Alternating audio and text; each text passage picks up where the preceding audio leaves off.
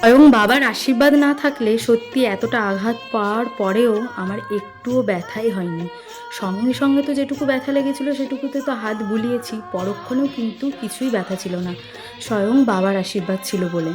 তো নামচি চারধামের সবচেয়ে বড় আকর্ষণই হলো এই সুবিশাল ঘণ্টাটি, যেটা সুমধুর আওয়াজ এখানকার পরিবেশকে পুরো একটা শান্তিতে ভরিয়ে তোলে। সেরকমই ঘণ্টাটি বাজাতে গিয়ে আমার দুর্ঘটনাটি ঘটে। ঘটনাটি হয়তো আমার অখেয়ালেই ঘটেছে, কিন্তু যেভাবে ঘটেছে, যেভাবে লেগেছে, সেটাতে কিন্তু আমি একটুও ব্যথা পেয়েছিলাম না। মিঠাই ১ম এ ওর বাবার সাথে অনেক চেষ্টা করে ঘণ্টাটি বাজাতেই পারেনি। যেহেতু ও অনেক ছোট আর ঘণ্টার যে বাজানোর যন্ত্রটা ছিল মানে জিনিসটা, সেটাও কিছুতেই নড়াতেই পারছিল না, এতটা পরিমাণ ভারী ছিল। তারপর আমি যাই ঘণ্টাটি বাজাতে। কত বড় ঘণ্টা! সর মিঠাই সর! হাট, হাট!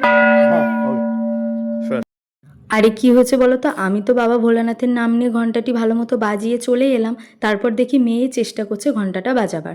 ও বাবার সাথে তো পারিনি, এবার আমি কোলে নিয়ে যেই বাজাতে গিয়েছি আর অমনি আমার আনমনে এত জোরসে আঘাত লেগেছে। তোমরা তো দেখলে যে কি পরিমাণ জোরে আঘাতটা লেগেছে। কিন্তু সত্যি বলবো, বাবা ভোলানাথের আশীর্বাদে আমার মাথায় তখন যেটুকু ব্যথা লেগেছিল, হাত বুলিয়েছিলাম, তারপরে কিন্তু একটুও আমার মাথায় ব্যথাই ছিল না। জায়গাটাতে তো ব্যথা হওয়া স্বাভাবিক, তাই না? এত জোরে আঘাত লাগলো আর এত ভারী ঘণ্টায়।